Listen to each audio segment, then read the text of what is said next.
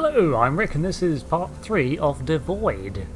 Trying to find out what happened to this colony set on the planet Ancyra, I believe it's called. It seems everyone's gone missing.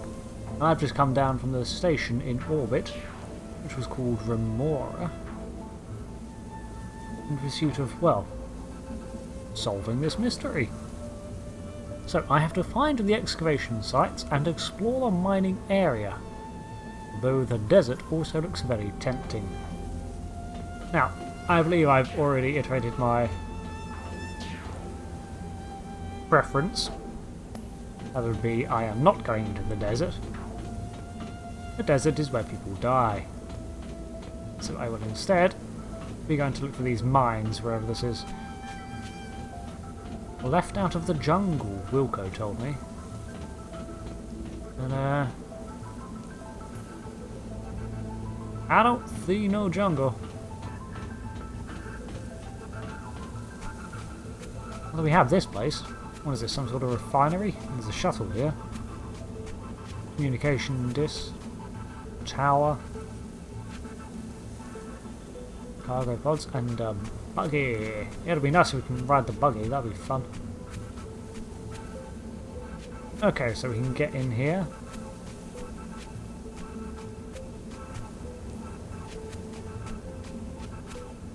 Why won't you let me ride the dune buggy? One exception for going in the desert, I would go in the desert if I had a dune buggy. That would be badass. A quick look around here. Oh, hello. We found a terminal. Let's have a look then, shall we? From Ruben Imbire. Ah, to Dmitry Kirilenko. Now, Kirilenko was, I'm guessing, the major. The chief of, well, everything, including security, I think. Major, I received formal complaint from Omar Fahil in Human Resources. He's upset by the neurotech protocols, and he's using high enough. Oh, and he's high enough on the food chain to cause problems with HQ. I think it would be wise to halt faithful research. Faithful? What's this? Temporarily, and reallocate neurotech resources to general personnel. I know you won't relish this suggestion, but if we don't proceed with caution, the company will send someone. We don't want that. We're too close. Okay, now they mentioned that neurotech protocol was this neurotech device, which was effectively some sort of emotional, well, they call it a treatment, but I think there's more going on than looking after someone's emotional well-being. So neurotech was sort of an empathic treatment program, and it was only being conducted, instead of everyone receiving their treatments, it was only being conducted on the senior staff. And that was a recent development, just before they all disappeared. So it looks like someone noticed this and wasn't too happy about it. Started asking questions. Hello.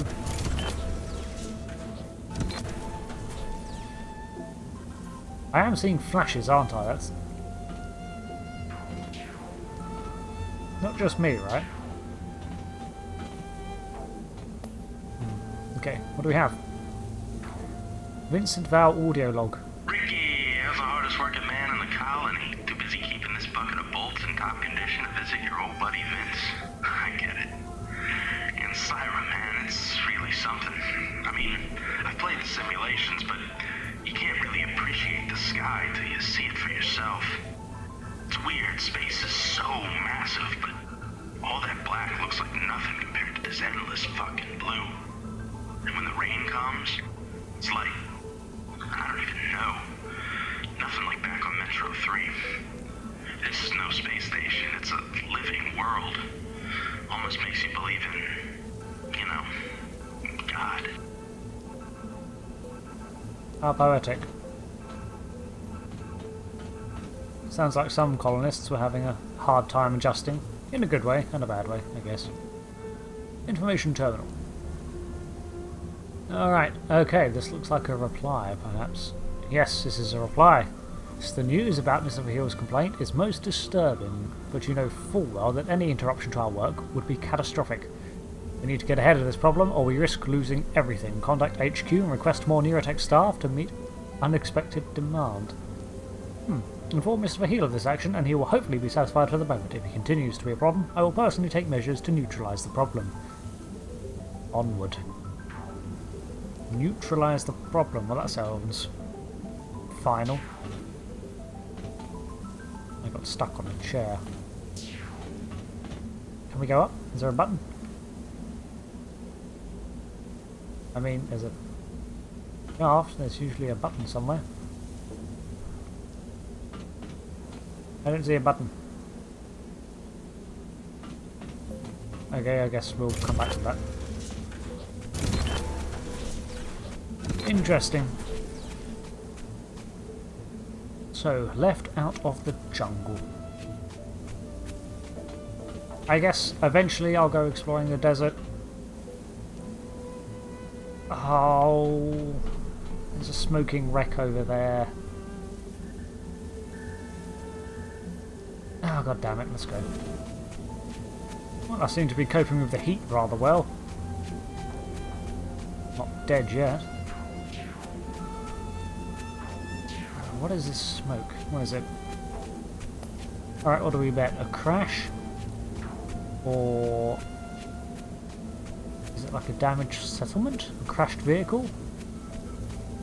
Debris from orbit?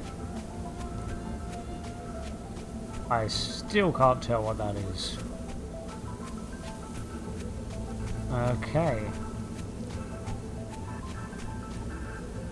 Oh. Well, good news. This is the first person we've come across. Bad news. He appears to be dead. I'm not a medical expert. But, yeah, he's dead. Lovely. Perhaps he recorded a helpful journal explaining why he's dead. Oh, maybe this is Vincent Val. Saw Emily last night. She called me into the desert. She stood at the edge of the sand, and behind her there was this great light. I know I was dreaming, but I could feel the warm wind coming in off the sand. It felt real. Realer than anything I've felt on this alien world. Nature. Back on Metro Station, it was just something in the textbooks, but here, it's all the greenery outside. All the creatures that stir and cry out in the night. And it's in me, too. I'll join Emily today. Out beyond the oasis. Out there. In the desert. Are we supposed to believe that he had this crisis where he felt that his dreams were more real than the world he was living in, so he left to find his, presumably his sweetheart, in the middle of the desert, where he proceeded to die, lonely, isolated, and of dehydration and the elements. About 50 meters away from civilization. I don't buy it. He's covered in blood as well. Dehydration doesn't cover you in blood. I think he was murdered and dumped out here. Could be wrong.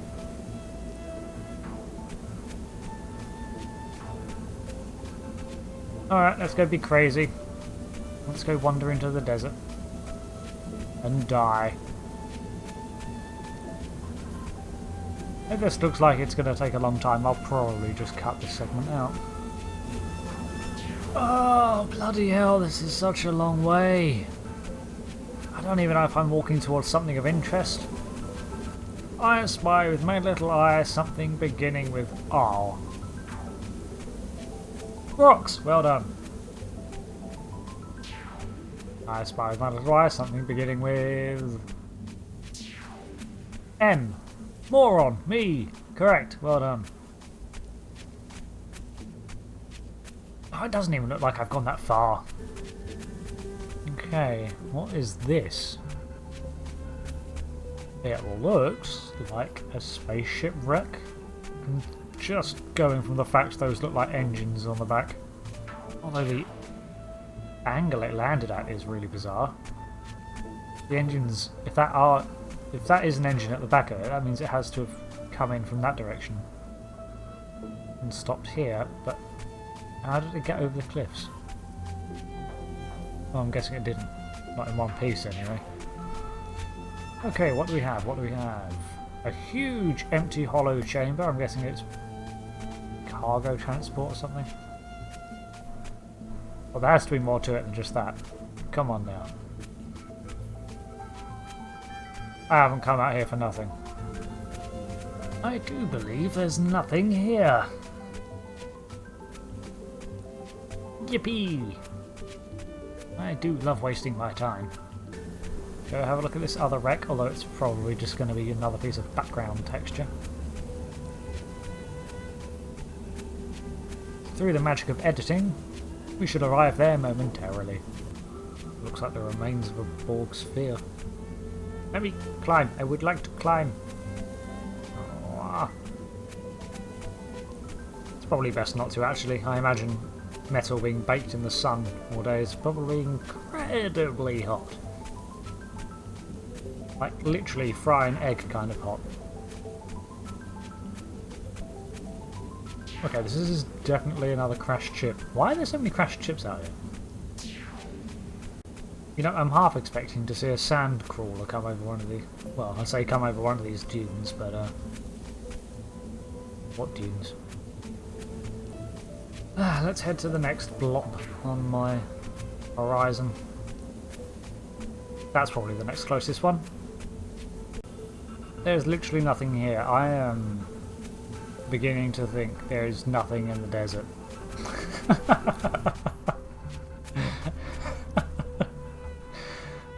Maybe I've been out in the heat too long. But I think that looks like a little smiley face. Or a giant smiley face with googly eyes. There better be something here. Okay, well there's more smoke over there, so I'm hoping that means there's something to see. There's a lot of smoke dotted around on that structure as well, so I'm probably going to go investigate them. Because, screw it, that is just another wreck with nothing in it. Alright, let's go to... Is there smoke rising from that one over there? I can't tell. I think there may be. There's definitely a plume of smoke here. Alright. Plumes of billowing black smoke. And a data pad. Well, so I've explored, what's that now? 5 wrecks? Find a data pad. Probably enough stones. This is Otto Ostrom, port manager. Be on the lookout for an unauthorized shuttle carrying one DeRay Maria, research associate, female, 1.67 meters. She's to be detained and security is to be notified. And let me know when you pick her up, will you? She's a friend. I'm wondering if this is the person that attempted to gain access to this artifact and was shot because of it. I'm thinking there's a high probability that that may be so. Yeah, that is a plume of smoke on that one, isn't it? Alright, next destination. Oh, look at that. I can see a data pad already.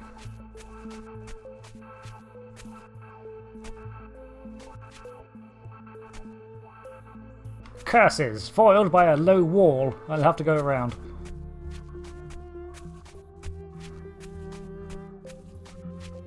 What do we have here then?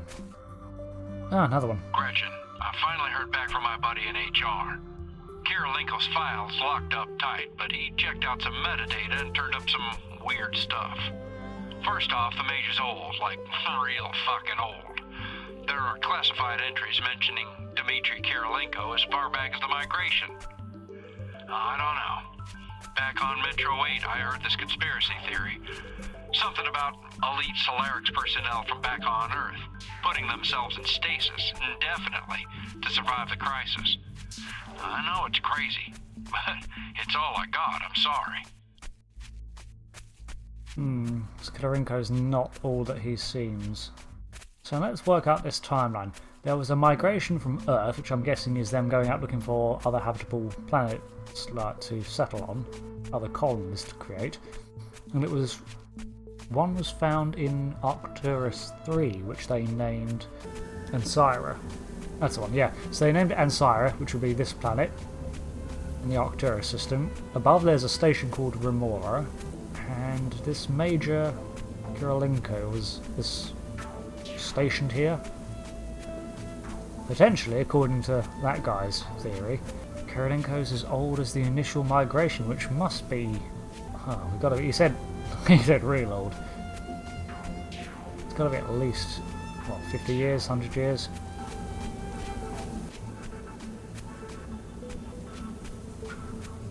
Okay, there was one more smoky bacon to go check out, wasn't there? That one I've already checked, because then I went over to the ship. And there was another one in this general direction, I do believe. In fact, I think that may be it over there. There once was a guy called Rick, whose ideas were really rather thick. He wasn't a smart bloke. He died of heat stroke. In the desert, he was a bit of a dick. Oh, that's trippy. It's making my eyes defocus. Okay, we're here. Ah, there was smoke. I knew it. These ships are surprisingly hollow. It's making me think space travel isn't actually that complicated, like you don't really need much machinery to actually travel through space. Either that or they've all been gutted and salvaged for spare parts. Security's been alerted, but I want to make an official note. One of the shuttles was taken by unauthorized personnel. You're not going to believe this, Lieutenant, but I think it was Maria DeRay. She went to investigate the artifact, and she got herself shot because of it. Oh, holy crap!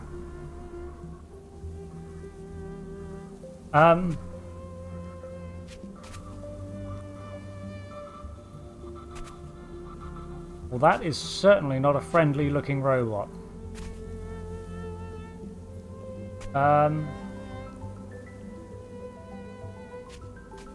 It has a chainsaw for an arm. I don't think it's that friendly. Although I am intrigued. Robots, unlike humans, can be repaired once they're dead, in air quotes. Maybe I can get some sort of information out of this? I mean, the head seems to be rendered differently, so perhaps it's a collectible item at some stage. I can't interact with it now, but I'll make a note of where it is in case I have to haul my arse all the way over the desert and get back here. Okay, so it's this wreck with the 3 columns of smoke.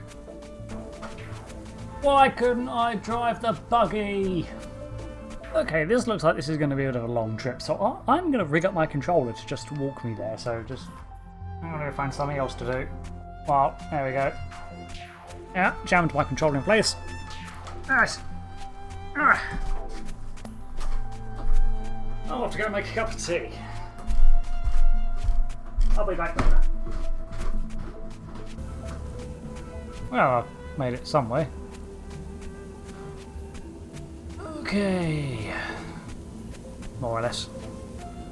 There's a little facility here that I've not touched. Apparently I should be making my way into the jungle. Well, I can certainly say the jungle is not in that direction. Open says me, bitch.